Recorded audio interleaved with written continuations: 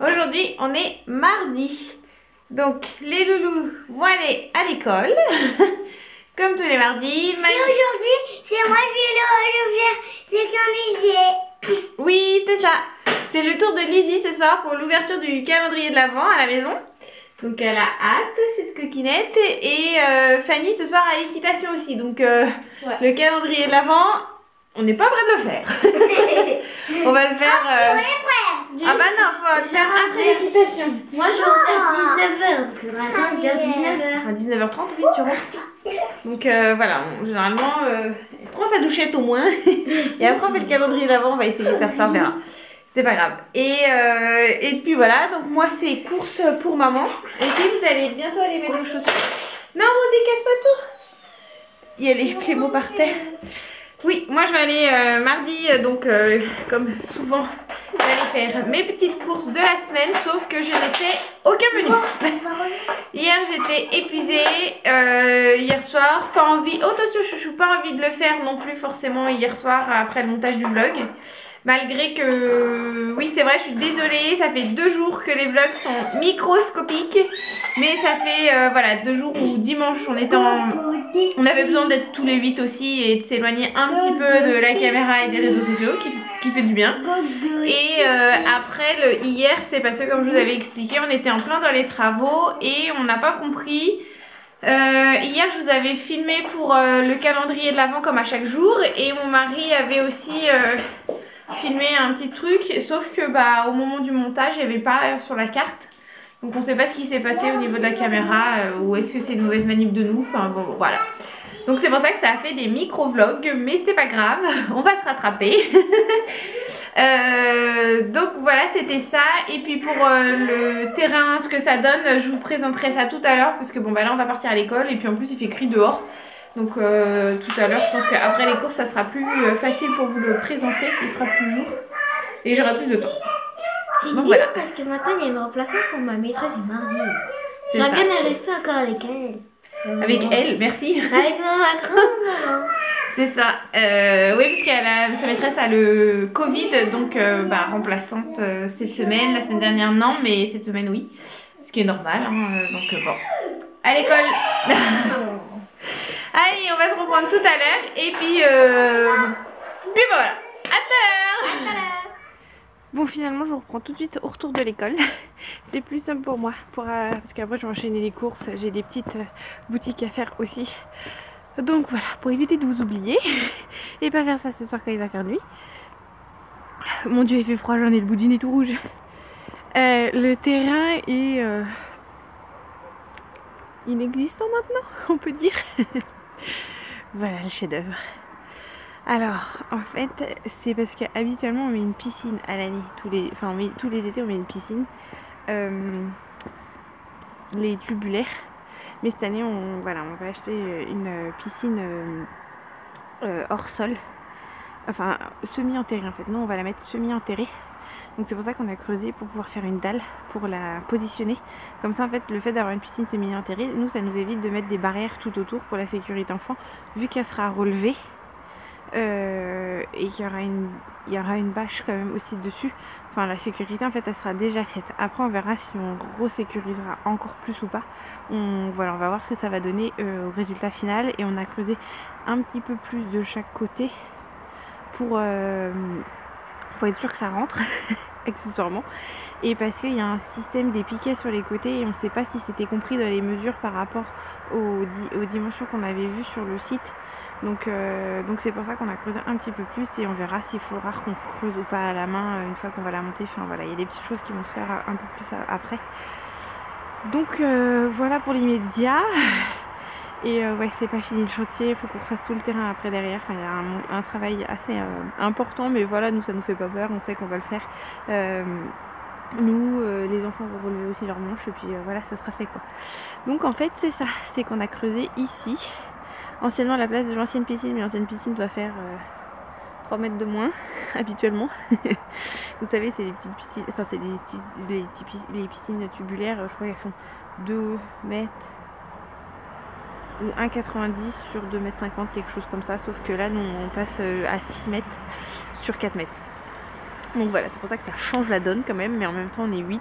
C'est ce que j'ai, voilà, avec mon mari, c'est ce qu'on s'est dit, autant en mettre une grande, parce que niveau prix, ça reste plus ou moins dans les mêmes prix en rajoutant 1 ou 2 mètres de plus. Donc on s'est dit autant les prendre, parce que bah voilà, nous avec les enfants, nous-mêmes si on veut y aller, s'il y a des copains et des copines, enfin voilà, avec l'ancienne limite on devait faire des roulements parce que à 6 ça braillait de tous les sens. Donc voilà finalement l'état du terrain. Donc là on a creusé tout ça. Après le côté jouet des enfants, ça on va virer tout ça aussi. Et donc voilà, peut-être plus tard on aimerait bien mettre des cailloux aussi tout. Enfin voilà, faire un truc très sympathique. Sauf que toute cette terre, fallait l'enlever. Donc on en a ici. Parce que la pelleteuse elle a dû passer aussi sur le terrain. Donc en fait c'est pour ça qu'on a des marques de pelleteuse là et là-bas aussi. Parce que bah elle a dû circuler, hein, ce qui est normal parce que nous on n'est pas plein au niveau du sol, on est surélevé tout le temps, on a tout le temps des petites surélévations. Donc ça fait que la pelleteuse ne pouvait pas passer autre. Mais c'est pas grave, enfin voilà, nous on préfère ça, c'est fait et puis on va refaire, de toute façon c'était de l'herbe à vache, alors c'est pas comme si on avait un terrain olympique, hein. C'était de l'herbe à vache, donc on s'en fout, royal. Limite ça tombe bien, comme ça on va refaire le terrain, on va pouvoir faire notre terrain olympique. Et finalement la terre après elle est toute ici, je sais pas si vous pouvez voir, on en a toutes là, on en a mis plein dans notre potager habituel, c'est blindé. En fait à la caméra on se rend pas bien compte de l'épaisseur de terre qu'on a. Et puis après on a fait tout un trou aussi devant et derrière pour la future clôture, le futur mur. Je vais vous faire voir ça. Donc là c'est le mur qu'on va monter. Ça c'est la partie personnelle de chez mes voisins. Et là c'est chez nous. Donc les escaliers sont bons à mettre un gros coup de Karcher parce qu'ils ont dû passer les brouettes et faire remplir à la pelle, au béton, tout ça. Et il y en a aussi cette partie là. Voilà. Et donc avec la jolie butte de terre. Donc voilà. Ah, donc le résultat de tout ce que mon mari et la société de son ami ont fait hier. Ça a été une journée bien intense parce qu'ils ont enlevé aussi des souches d'arbres qu'on avait qui nous gênaient. Un arbre qui était mort aussi, il me semble qu'ils ont enlevé. Enfin voilà, ils ont vraiment bien bossé. Après, ah bah oui, j'en ai un là aussi. Parce qu'hier je voyais plus, hier soir dans le noir là, je venais voir ce qu'ils en étaient les pauvres. Et je voyais plus rien du tout du terrain. Je sais juste que notre allée est pleine de boue. Là, tout ça c'est tout défoncé. Mais voilà, c'est pas grave, on va se remonter les manches et on va faire ça.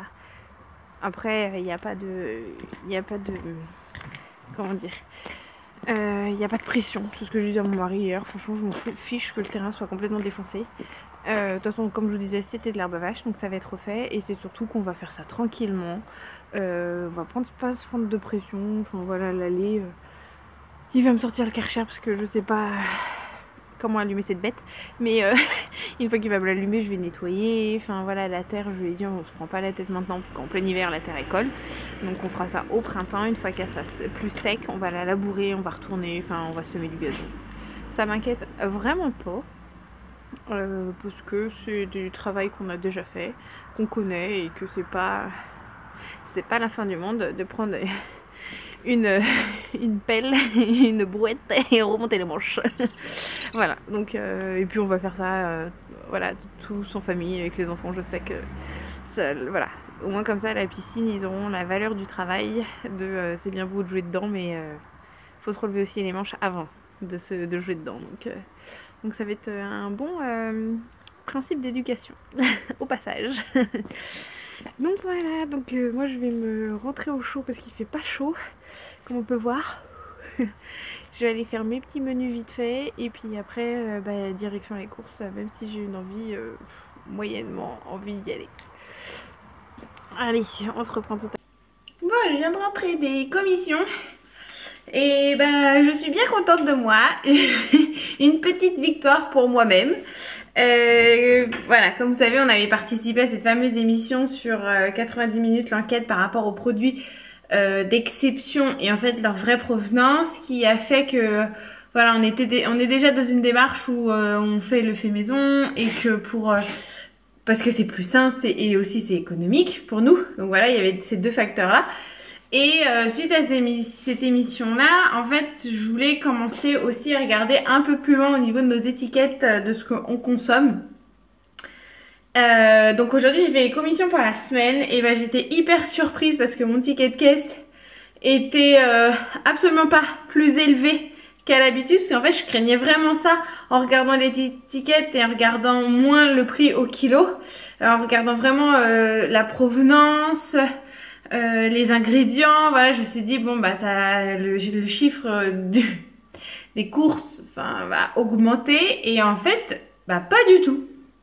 Alors que j'ai pris quand même, j'ai changé par exemple de miel, parce qu'on peut pas appeler ça du miel celui que je prenais avant, qui venait de Hongrie, Roumanie, enfin un mélange de 3 pays quoi.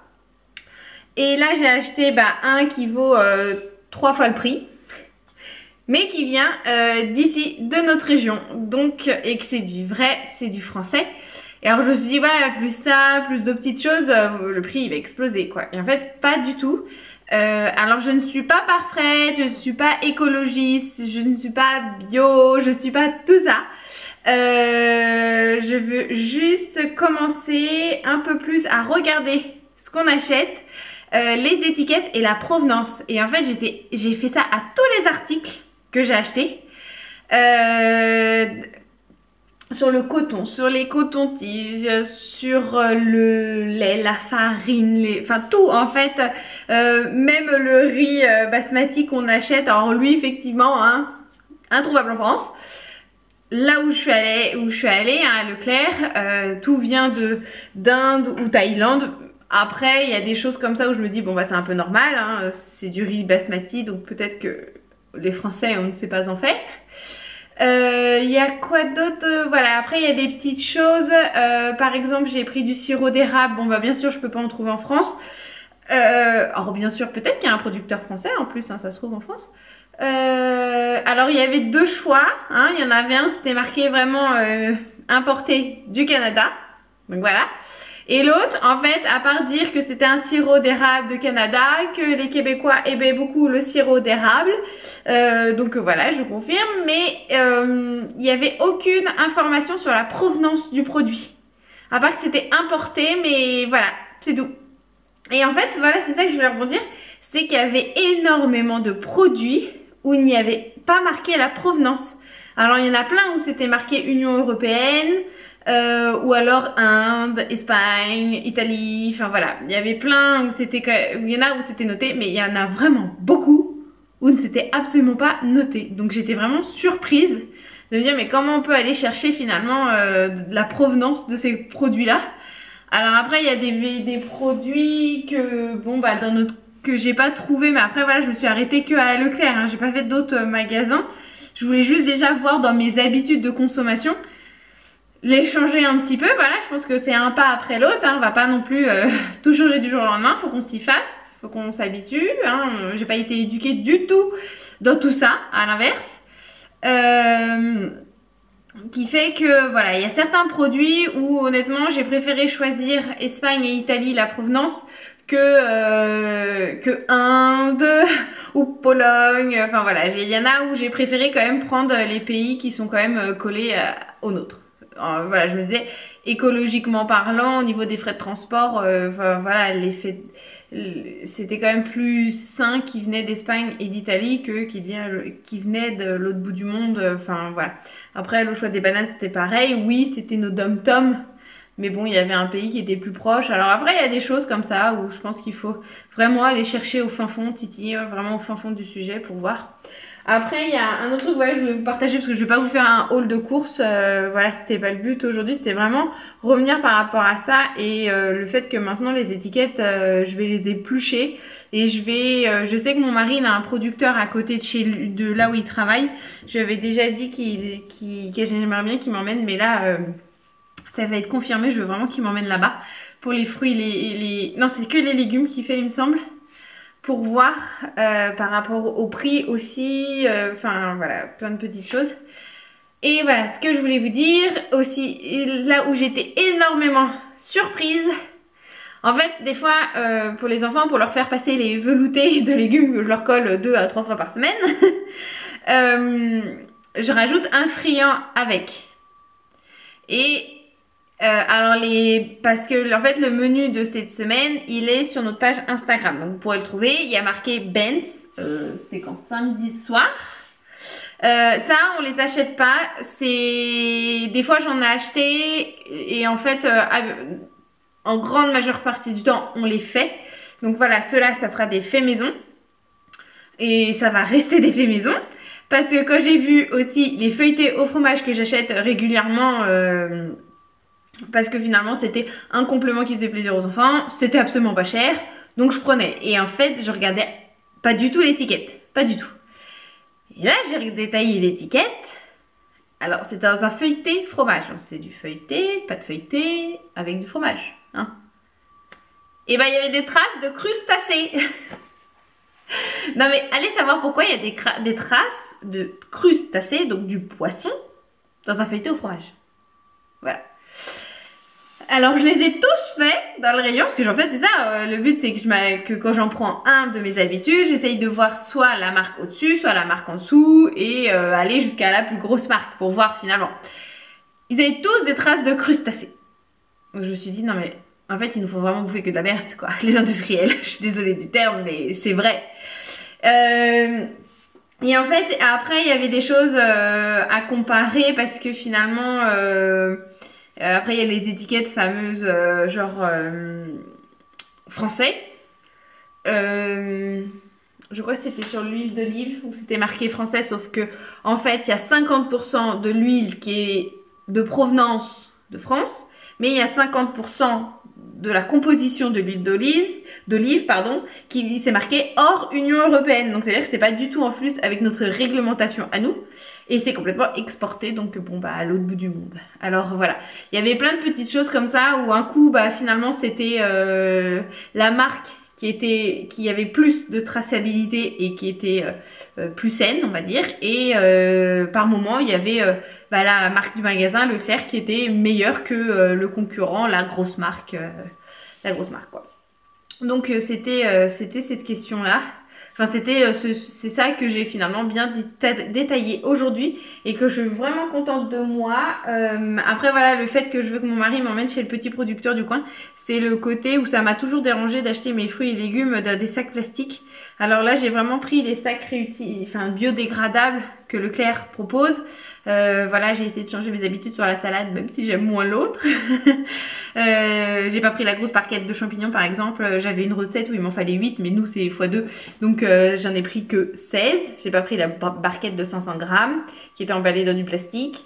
Enfin voilà, il y a des petites choses comme ça que j'ai faites, que j'ai commencé à changer sur mes habitudes, que je vais essayer que ça perdure pour les prochaines fois dans notre consommation et dans mes habitudes d'achat. Donc voilà la petite parenthèse et mon petit bonheur du jour, mais en même temps mon petit... où j'étais quand même surprise et scotchée de manque de traçabilité, ou alors vraiment le côté très...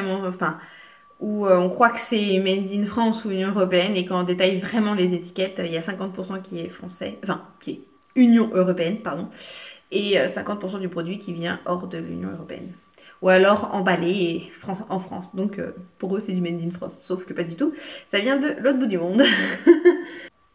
Donc voilà, donc maintenant je vais ranger tout le petit stock de commissions que j'ai à mettre au frais et dans les placards. Et puis il est 13h, hein, donc je vais aller déjeuner puisque j'ai un petit peu faim. Donc on se retrouve plus tard.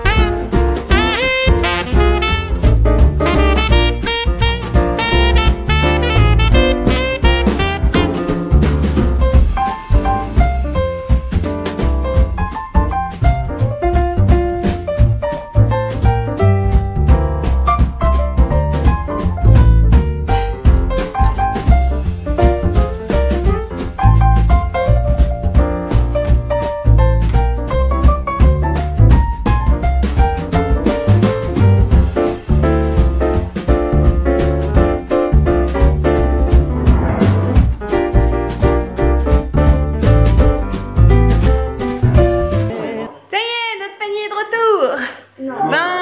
20h. Donc plus tard. 21h. Voilà. Dans la nuit, elle m'a Donc réveillé, c'est on a parti, dit- on va pouvoir faire le calendrier. Lizzie, t'es prête? Vas-y alors. C'est quel chiffre aujourd'hui? Attends, mais c'est pour celui-là. Un Lizzie? Le 8? On est le jour 8, donc c'est Je lis. Bien. Alors Rosie, tu peux te décaler s'il te plaît un petit peu, merci. Un bon pour ton. Un bon pour ton D'accord. goûter préféré. Quoi? Ton goûter Je peux avoir? On va... Je peux le voir. C'est moi, je vais faire mon dit à maman notre goûter préféré, elle Je peux le voir. Voilà, c'est ça. C'est un bon pour avoir un goûter préféré. Et ben moi, mon goûter préféré, c'est la banane. C'est la banane et la fraise. Quand on va le faire? Demain? Bah, les fraises, ça va être compliqué, hein, cette période. Ah bien, demain il y en a des choses. Hein. Et donc Fanny, c'est quoi ton goûter préféré? Mais il y a quoi Toi des crêpes. Diane, ton goûter préféré? Maman, est-ce qu'on peut Et toi, Rosie, ton goûter préféré? c'est un chocolat avec des pépites de chocolat? Ouais. Timéo? Ben moi, c'est un gâteau à la banane. D'accord, bah c'est bien, on l'a déjà fait. Lydie? Moi, C'est tout, ça, toi. le gâteau à la banane normale. La banane et la fraise. D'accord. Wendy? Un craquelin aux pommes. Papa? Je sais pas, je goûte pas. Sinon, j'ai une idée du papier, mais j'ai choisi non, c'est autre chose. Maman, je peux ouvrir un bonbon. Moi, ce qu'il a. Ah si, moi je sais des donuts. Oh oui, des donuts. Oh. Moi, j'ai une autre idée. C'est Des pépitos. un Ils connaissent pas. Si, je connais. Hein. Ouais. gâteau chocolat. Mais... Oui, Moi, c'est j'ai trouvé un gâteau spéculoos. Oh non, elle en fait trop souvent, maman, des gâteaux. Parce que toi, tes crumbles aux pommes, tu crois que c'est quoi? N'en fais jamais. Bah, jamais. Quand même. Bon, allez. Sur ce, Tu vois? à demain. Bye.